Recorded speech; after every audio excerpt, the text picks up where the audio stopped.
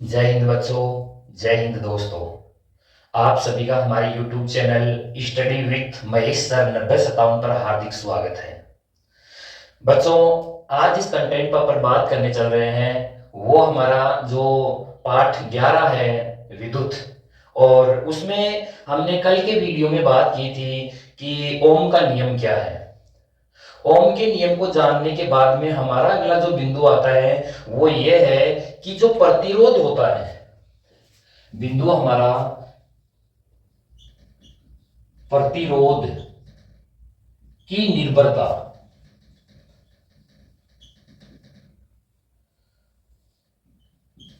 प्रतिरोध की निर्भरता अपने कल के वीडियो में बात की थी कि प्रतिरोध क्या होता है कि जब किसी चालक तार में धारा प्रवाहित की जाती है अर्थात आवेश जब उसमें गति करते हैं, आवेश प्रवाहित होते हैं, तो आवेशों के मार्ग में जो बाधा डालता है, आवेशों के मार्ग में जो बाधा डालता है उसे ही क्या कहा जाता है? प्रतिरोध कहा जाता है। अब बात यह है कि वो प्रतिरोध किन कारकों के ऊपर निर्भर करता है, मतलब ऐसे कौन से फैक्टर हैं जिनकी वजह से प्रतिरोध प्रभावित होता है। तो हेडिंग है अपनी प्रतिरोध की निर्भरता, या यहां से ऐसे भी प्रश्न बन जाता है कि प्रतिरोध किन कारकों पर निर्भर करता है। बहुत इंपॉर्टेंट टॉपिक है, एग्जाम की दृष्टि से बार बार मतलब यहाँ पर प्रश्न पूछने की संभावना होती है। बच्चों, मैं आपको ये आज कहना चाहूंगा कि ये जो अपना टॉपिक है, ये टॉपिक सिर्फ बोर्ड क्लास के लिए महत्वपूर्ण नहीं है, ये टॉपिक कॉम्पिटिटिव एग्जाम के लिए भी महत्वपूर्ण है। क्योंकि मैं यहाँ से आपको इतने प्रश्न बताऊंगा कि जो रेलवे, पुलिस, आरपीएफ, इन भर्तियों में यहाँ से बहुत बार प्रश्न पूछे गए हैं बच्चों। तो चलिए देखते हैं, अगला अपना बिंदु है इसमें प्रतिरोध की निर्भरता। तो प्रतिरोध की जो निर्भरता है वो चार कारकों के ऊपर प्रतिरोध निर्भर करता है। अपने जो एनसीईआरटी की बुक है उसमें तीन दिया हुआ है, मैं आपको यहाँ पर चार बताता हूं। आपको तीन याद कर लेना है, अगर जरूरत पड़े आप तो चौथा बिंदु भी आप याद कर लेना।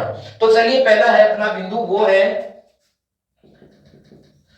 चालक की लंबाई पर। चालक की लंबाई पर बच्चों देखना, चालक की लंबाई पर। चालक क्या है? चालक कोई भी धातु का तार होता है, या मतलब जो विद्युत का सुचालक होता है उसको अपन चालक बोल देते हैं। उसकी लंबाई के ऊपर प्रतिरोध निर्भर है। किस प्रकार से? कि जैसे जैसे चालक तार की लंबाई बढ़ाते हैं, जैसे जैसे चालक तार की लंबाई बढ़ाते हैं वैसे वैसे ही प्रतिरोध का मान बढ़ता है।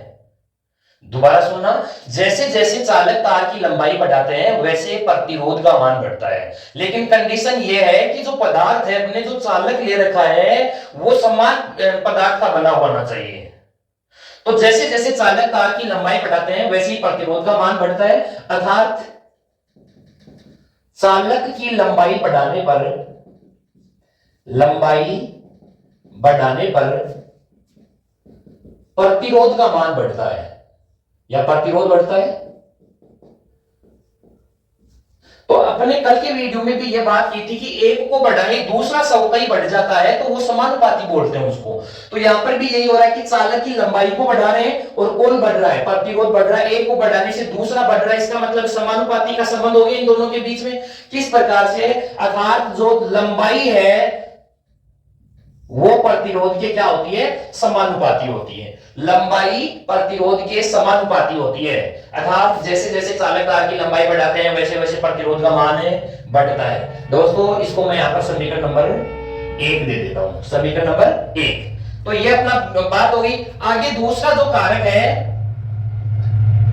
वो है अनुप्रस्थ, अनुप्रस्थ काट क्षेत्रफल, जिसको ए से लिखा जाता है एरिया से, या मोटाई।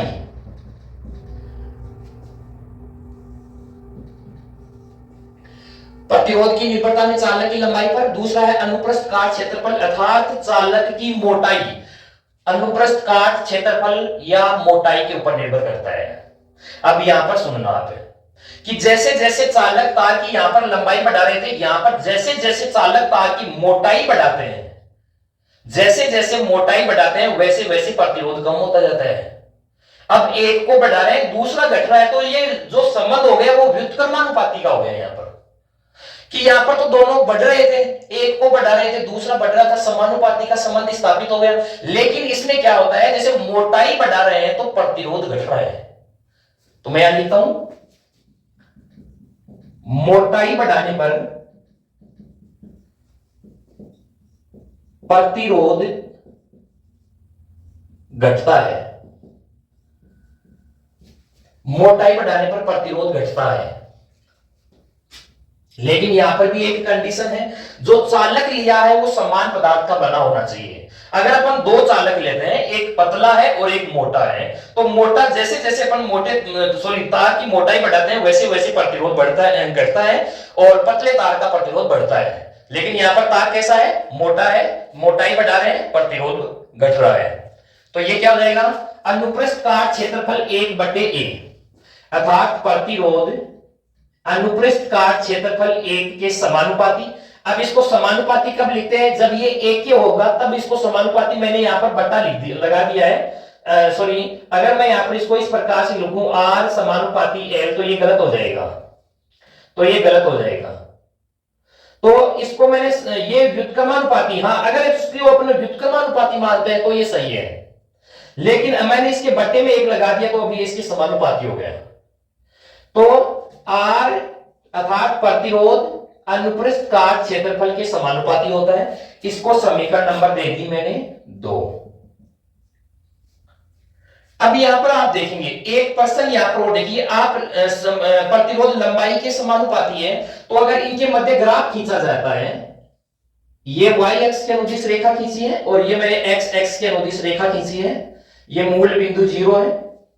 तो अगर इसके मध्य ग्राफ खींचा जाता है, मैं कहता हूं कि इधर लंबाई बढ़ा रहे हैं और इधर प्रतिरोध बढ़ रहा है, तो इनके दोनों के मध्य अगर अपन ग्राफ खींचेंगे तो ग्राफ एक सीधी रेखा में प्राप्त होता है, क्योंकि समानुपाती जो भी होता है वो उनके मध्य अगर ग्राफ खींचा जाता है तो ग्राफ सीधी रेखा में प्राप्त होता है। यहां पर देखिए, आप अपन ग्राफ खींचते हैं, यहां पर मैं 2 ग्राफ बनाऊंगा, आप देखना, ये तो है प्रतिरोध और ये सिर्फ ए लिखा है, मैंने यहां पर देखा, आप ए लिखा है, ए अर्थात अगर ये व्युत्क्रमानुपाती बताया था, मैंने उल्टा बताया था व्युत्क्रमानुपाती, अभी मैंने आपको बताया था, तो ये व्युत्क्रमानुपाती है। तो व्युत्क्रमानुपाती का मतलब क्या होगा कि मोटाई बढ़ा रहे हैं तो प्रतिरोध क्या होगा, घटेगा, प्रतिरोध क्या होगा, घटेगा। तो ये इसमें जो ग्राफ बनेगा वो इस प्रकार से बनेगा। दूसरा, अगर अपन मान लें कि इसको अपन ए ने मान करके इसको 1/a अनुप्रस्थ काट क्षेत्रफल मान लें, देखिए यहां पर इसको मैं R बोल रहा हूं और ये 1/a, मैंने अब पहले क्या लिखा था, a था, यहां पर 1/a लिखा है, तो अब ये इसके समानुपाती हो गया जो मैंने अभी यहां पर लिखा हुआ है। तो ये ग्राफ फिर कैसा बन जाएगा, सीधी रेखा में बनेगा। तो ये R समानुपाती 1/a है, ये R व्युत्क्रमानुपाती a है और ये R समानुपाती L है। बच्चों यहां तक समझ में आ गया कंसेप्ट, ये क्लियर हो गया। तो अब आगे चलते हैं। देखो ये अपने समीकरण 1 लिखा है, ये 2 लिखा है। अब मैं यहां पर इसको समीकरण 1 और 2 से इसको आगे हल करते हैं अपन। समीकरण 1 व 2 से समीकरण 1 क्या थी अपनी, R समानुपाती L, और समीकरण 2 क्या है, R समानुपाती 1/a। यहां से अब इसको आगे हल करते हैं अपन, तो R समानुपाती जो 1 है इसकी जगह L रखते हैं, L/a।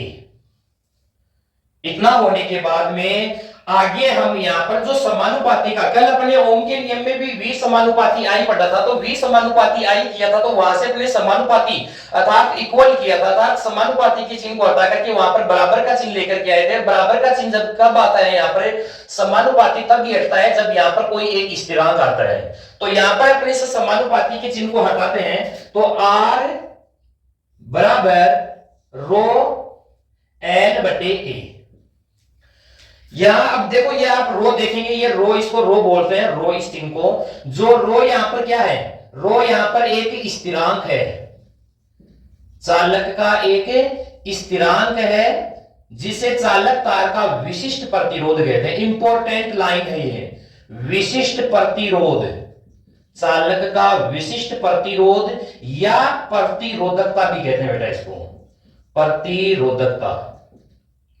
जहां रो एक स्थिरांक है, एक नियतांक है, एक कांस्टेंट है, जो विशिष्ट प्रतिरोध कहलाता है या चालक की प्रतिरोधकता कहलाती है। चलिए अब आगे आ जाइए। अपन को क्या करना है, रो को इधर लेकर के आना, अपने को तो रो निकालना है, विशिष्ट प्रतिरोध निकालना है, तो रो को इधर लेकर के आ जाइए आप। रो बराबर R इंटू ए बटे एल बन जाएगा बच्चा। देखो रो बराबर R इंटू ए बटे एल। अब देखिए आगे, रो बराबर यहां पर इनके मात्रक स्थापित कर दीजिए। मात्रक स्थापित करना है, ये R है, R का मात्रक प्रतिरोध होता है, ये A क्षेत्रफल का मीटर स्क्वायर होता है, ये L लंबाई का मीटर होता है। रख दो यहां पर मात्रक, R का मात्रक प्रतिरोध का मात्रक ओम गुणा क्षेत्रफल का मीटर स्क्वायर बटे एल लंबाई का मीटर। तो बेटा मीटर से मीटर कैंसिल हो जाएगा, तो क्या बचेगा रे, ओम गुणा मीटर, ओम गुणा मीटर अर्थात ओम मीटर। तो ध्यान दीजिए यहां पर ये किसका मात्रक स्थापित हो गया, ये विशिष्ट प्रतिरोध या प्रतिरोधकता का मात्रक है। विशिष्ट प्रतिरोध या प्रतिरोधकता, प्रतिरोधकता का ऐसा ही मात्रक क्या है, ओम गुणा मीटर, ओम गुणा मीटर, जो मैंने यहां पर स्थापित कर दिया है। आप इस कंसेप्ट को क्लियर कर लीजिएगा, प्रतिरोधकता या विशिष्ट प्रतिरोध का मात्रक आ जाएगा। अपन ने कुछ नहीं किया, रो को इधर लेके आया, जो स्थिरांक था आर, ये आर के इंटू में क्षेत्रफल बटे लंबाई, तो रो बराबर ओम गुणा मीटर स्क्वायर बटे मीटर, मीटर से मीटर कैंसिल हो जाएगा, एक एक कटेगा तो एक तो बचेगा ना, तो ओम गुणा मीटर बचाया था कि ये ओम का प्रतीक होता है और ये मीटर है। तो विशिष्ट प्रतिरोधक का ऐसा ही जो मात्रक है वो क्या होता है, ओम गुणा मीटर होता है। तो ये तो अपन ने की कितनी कारकों के ऊपर, दो कारकों के ऊपर बात की है बेटा। अगला अपना तीसरा जो कारक है ये मिटा देता हूं मैं।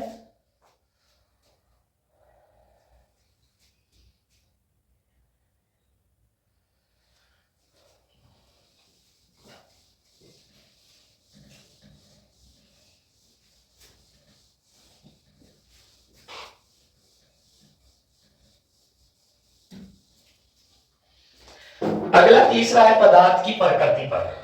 नंबर 3, पदार्थ की प्रकृति पर। पदार्थ की प्रकृति का मतलब क्या है, आपको पता है कि सभी धातुएं जो होती हैं वो एक ही पदार्थ की नहीं बनी होती हैं, वो अलग अलग पदार्थों से बनी हुई होती हैं। तो सभी पदार्थ अलग अलग प्रकार के, सभी धातुएं अलग अलग पदार्थों से बनी हुई है, इसका मतलब उनका प्रतिरोध भी क्या होगा, अलग अलग होगा। तो बस इसमें तो यही लाइन थी कि अलग अलग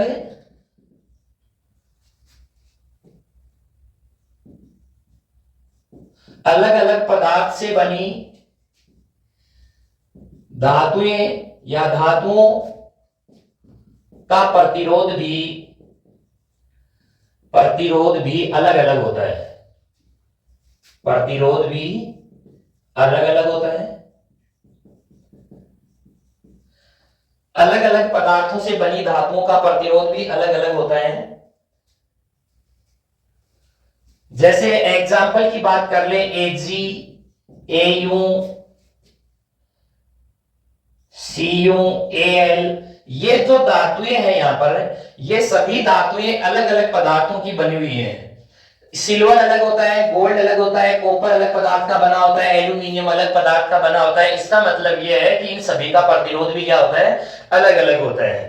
अब आगे चलिए बात करते हैं नंबर 4, जो इंपॉर्टेंट भी है कॉम्पिटिटिव एग्जाम की दृष्टि से, वो है ताप पर। ताप पर मतलब टेम्परेचर। टेम्परेचर लाखों करोड़ों रुपए की बात बता दूंगा मैं यहां पर आपको। ताप के ऊपर भी निर्भर करता है प्रतिरोध।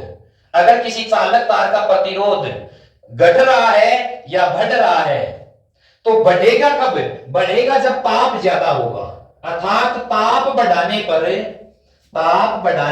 प्रतिरोध बढ़ता है, ताप बढ़ाने पर प्रतिरोध बढ़ता है। इसका मतलब क्या हुआ कि यहां पर जो प्रतिरोध है वो ताप के टेम्परेचर के समानुपाती होता है। क्यों, ताप बढ़ रहा है तो प्रतिरोध बढ़ रहा है, मतलब एक बढ़ रहा है दूसरा बढ़ रहा है तो समानुपाती का संबंध स्थापित हो जाएगा, अर्थात R समानुपाती T, प्रतिरोध ताप के टेम्परेचर के समानुपाती होता है।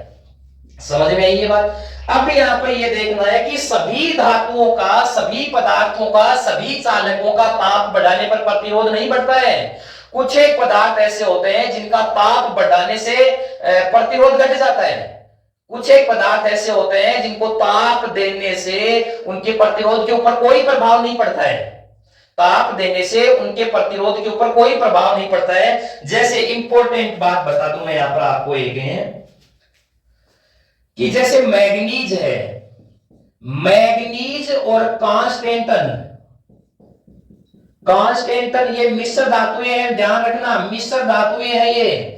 इनका ताप बढ़ाने पर, ताप बढ़ाने पर प्रतिरोध पर कोई प्रभाव नहीं पड़ता, प्रतिरोध पर कोई प्रभाव नहीं पड़ता, कोई प्रभाव नहीं पड़ता है। समझ में आई बात। मैग्नीज और कांस्टेंटन ये क्या है, मैं लिख दूं, ये मिश्र धातुएं हैं, मिश्र धातुएं। और मिश्र धातुओं का अगर ताप बढ़ाते हैं तो प्रतिरोध के ऊपर कोई भी प्रभाव नहीं पड़ता है।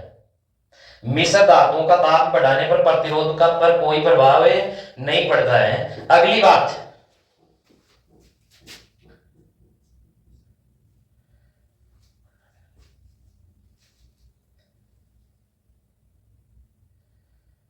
सिलिकॉन,